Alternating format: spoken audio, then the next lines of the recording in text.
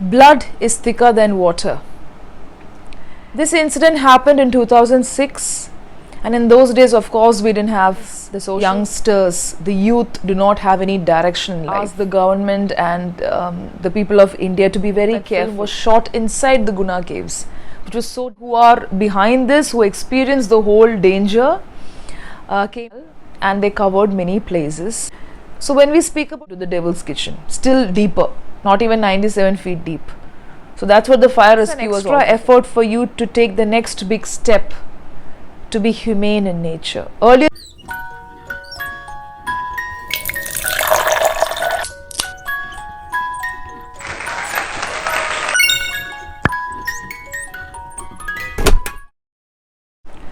I happened to watch a film today.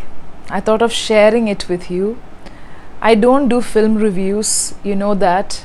I always choose books.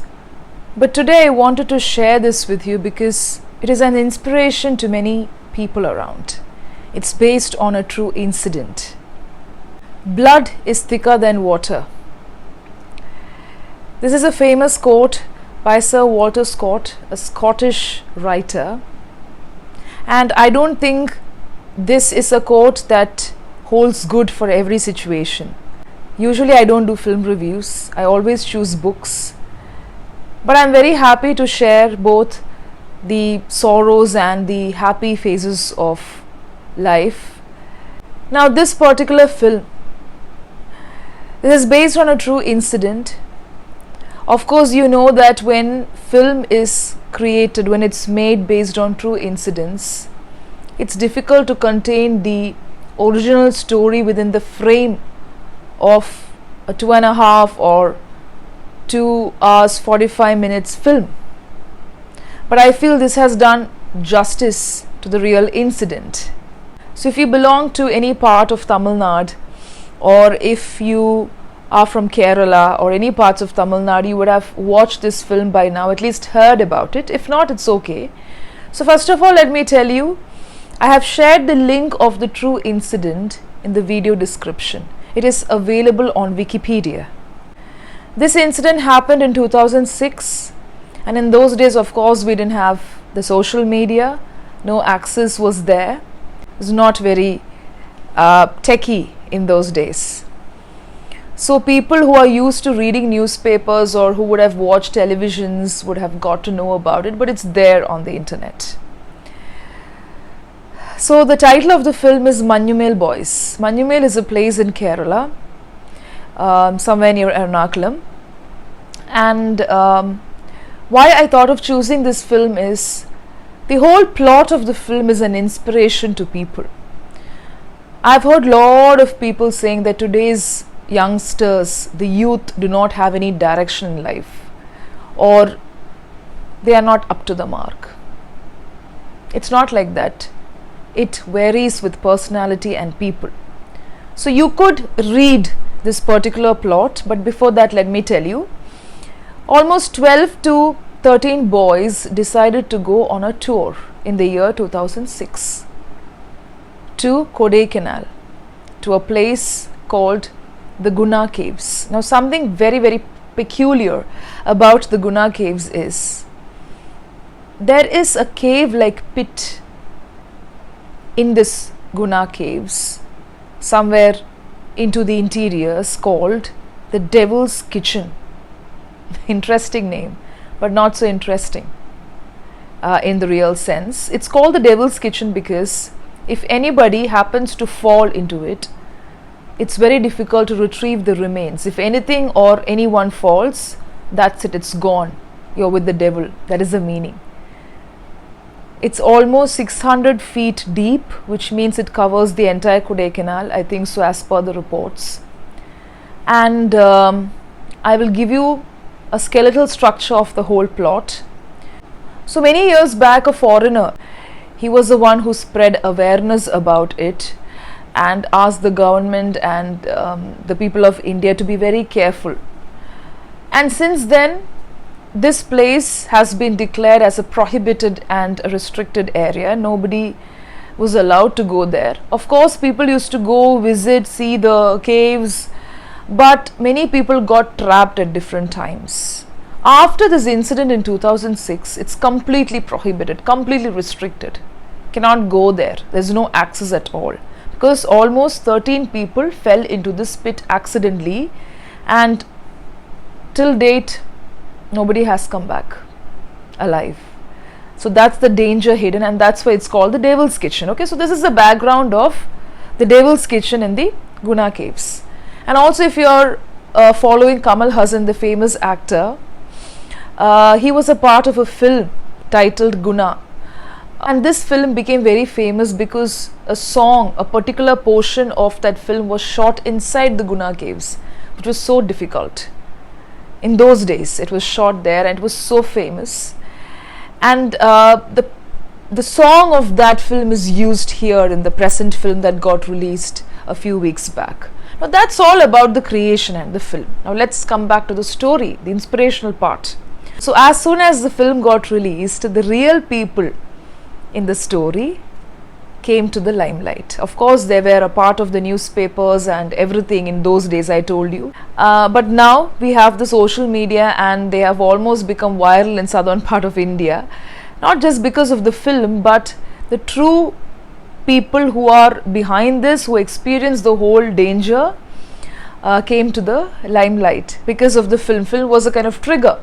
So let me give you the story in general. 12 to 13 boys, as I told you, decided to go for a tour to Kodaikanal, and they covered many places. So when we speak about the background of these boys, they all come from poor background, poor families, but they had something very rich with them, that is the bond, the friendship. So they all decided to go for a tour. They used to go to different places. And of course, they watched this film Guna, and they became so inspired that they really wanted to visit the Guna caves because Kamal Haasan had acted in that movie. So that was the trigger, the spark that brought them to this particular place. And all of them were standing there, and they noticed that many people crossed this prohibited area. And in those days, it seems that everything was written in Tamil. The boards were written in Tamil, and probably the boys did not notice that it was a prohibited area. And out of curiosity and excitement, they decided to go to that spot. And moreover, they saw many people going into that interior, not to the Guna caves, but to those areas that were prohibited, and coming back. Casually they went and they came back. And there was no proper fencing in those days. So all of them said, let's go, but some of them said, no, let's not go, it's a prohibited area. So you know the kind of curiosity that people will have. All of us would have experienced that. So they said, no, let's see, something, this film was shot, the film Guna was shot in this particular location. So you have the Devil's Kitchen hiding there, and nobody knew about it. So it seems that many people say that this particular portion, this pit, okay, it didn't look like a very big hole. Not so obvious. It looked like the shadow of some small mountain or ridge of the mountain. So 4 of them crossed, okay, they went in a line. So when we go to all these steep and undulating surfaces, we all try to walk in a line naturally. So 4 of them jumped over this particular pit. 4 of them crossed over, they jumped, they leapt over and went to the other side.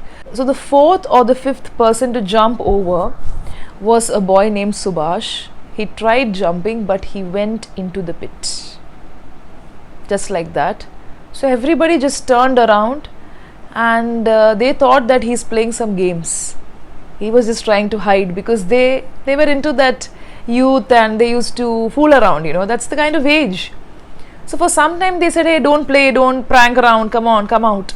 But after some time, they realized that they had lost their friend. He had gone deep, and they were not aware of this pit. So all of them started panicking. Of course they were anxious, what to do, what is to be done. So they started running, they came out, and immediately the first refuge is a forest guard. They happened to meet a forest guard, and they said, our friend fell into the pit. He asked, where did he fall? So the pit which is in the Guna cave, the boy said. And he said, you go away from here, where are you from? And the boy said, we are coming from Kerala, we came for a tour. Okay, you please leave, you will not get your friend back. Almost 13 people have already fallen into it, and I think your friend is the 14th one. You're not going to get his remains. It's almost 600 feet deep. and your friend must have reached the end of the earth. Over, finished. Please don't stay back. No use staying here. So the boys were like, no, please call somebody, inform the police. So the forest guard said, this is a prohibited area. You are not supposed to go there. But you went, and now you've lost your friend. And then he started speaking about this pit, and he said it's a devil's kitchen. You will not get your friend back. So of course you can imagine the situation. All of them started panicking. They were panic stricken, and then they ran and they went and met the shopkeepers around. So I'm not giving you the complete story, but they tried speaking to people around, and everybody said, you need to leave this place. There is no hope. You have already lost your friend, and he will die after some time. He would have hit his head, and by now he would have left this world. And then what happened is they went to the police station, they informed, and the police was so angry, furious. They said, you have crossed a border that's quite prohibited, and how dare you do that. So the kind of treatment that they got there, because definitely yes, as per the rules and regulations, it was and is a prohibited area. And it started raining. Okay, just imagine, the hole is open, it started raining, it was drizzling, and all these boys, they saw the danger that was imminent. That is, if it rains, what will happen? All the dirt, the mud, the muck, the slush, everything will fall into the pit. And you can imagine the hard rocks, the boulders will fall with full force, and it will definitely add to the injury. They had some hope within them. They tried calling his name. They tried flashing the light of the camera, because those days we didn't have the mobile phone, I told you that. They tried flashing, they tried seeing deep into the pit, but nothing was visible. It was pitch dark. You can imagine, so deep. And the minute this boy fell down, a lot of bats came up. Bats came up. And what happened after that, it's like it was a terrible phase of their whole life. And after a long time, they managed to get the police, they managed to get the fire rescuers, because everybody, the local people, were supportive. And the boy said, we are not going to leave this place. We will go only with the body of Subhash. If we are going, we will go with the body of a friend. We cannot leave. So they said, no, we have to somehow retrieve the body, somehow. And okay, because of the pressure, media also covered this area. A lot of people were around. There was a big havoc created, and the local people were also supporting the boys because of their anxiety, and they tried doing a lot of things. And finally the fire rescuers came, and then the police men came. They also tried advising the boys, saying, you need to leave the place, you cannot be here, you are not going to get his body. But they were so adamant, I can say, those so stubborn in friendship. So the friends were so cautious about their friend who was deep down, and all of them decided to lie down flat, covering the hole, because they didn't want the steep boulders and the stones and the dirt, you can imagine the slippery muck and slush, everything to go down and cause further injury, so concerned. And they all laid down covering the hole. So all of them noticed that fire rescuers are there, policemen were there, but nobody was having the courage, or practically speaking, it's like putting your life also in danger when you're in the process of saving another person. So everybody said, if anybody is going to go down, you're going to lose that person also. That is the reality. But there was one boy among them, his name is Siju David. He said, I will go. I will climb down. For the past 1 hour, I have been seeing that you are not able to do anything. You are reluctant to climb down also. So I will go down. And he managed to climb down. And as per the reports, this boy Subhash got stuck 97 feet deep in that cave-like pit. He got stuck between the muck and the dirt and the slush on some ridge because of his jeans. Okay, so the jeans got hooked to some kind of steep edge or some kind of nail, and he was hanging there all bruised and wounded. How did they know this? How did they know that he was there? 1 hour back, all of them were calling his name. they started calling his name, because they were not able to see what was happening deep inside. So they called the name and there was no response. When there was no response, everybody confirmed, okay, he's dead. But after some time, they heard the whimpering sound of a helpless person. Some kind of sound was coming, and that gave them hope. So later, this friend Siju, he decides to climb down, and he climbs down and he saves his friend with so much of courage, because on one side he had all his friends taking the effort, running up and down to just save, to retrieve the body of their friend, and here he was like, the person who climbed down said that it is my responsibility, it's our responsibility to get the person back, if not the person as such, but at least the body. So that was their responsibility. People speak about friendship now. So what I'm trying to tell you is, today people speak about friendship when they watch the film. Of course it's friendship, and we always say it's blood that's thicker than water. We cannot maybe sometimes rely on strangers and friends, but there are friends who are angels like these. A person who fell into the devil's kitchen was saved by God's showers of blessing. He went in disguise. That was a kind of bond. So that was the output they got because of their bond, the friendship bond. So today I can see that sometimes we cannot rely on our relatives. It may not be the case with everyone who is watching me, but sometimes relatives and maybe siblings or people who are part of your family cannot be relied easily upon. That's what we say, karma, the universe, the positivity of the universe. And every time we may not have our friends to save us also. When there is too much of excitement, when there is too much of energy, sometimes we may just take this leap.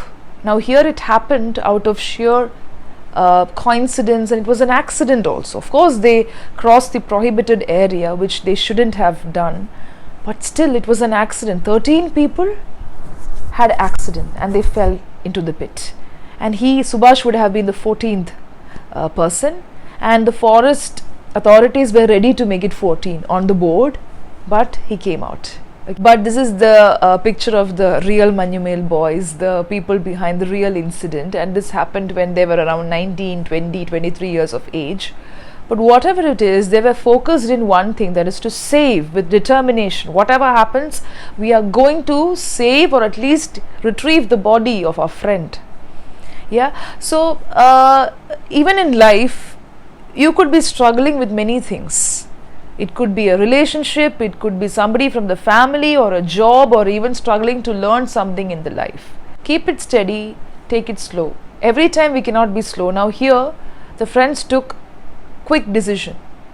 They had the power of decisiveness to act upon. That was something different. When everybody gave them suggestion, practical suggestions saying that you're not supposed to be here, they had something in their mind, some kind of feeling that kept them away. I'm not saying that you should not listen to people around, or you should not listen to the elders and the authorities, but it was for a good cause. So when you take another direction, it may involve a lot of risk. And here you can, while you read the plot of the story, you will realize that there was just 1% chance to retrieve the body or the person alive. 99% chance was there for both of them to go deep into the devil's kitchen, still deeper, not even 97 feet deep.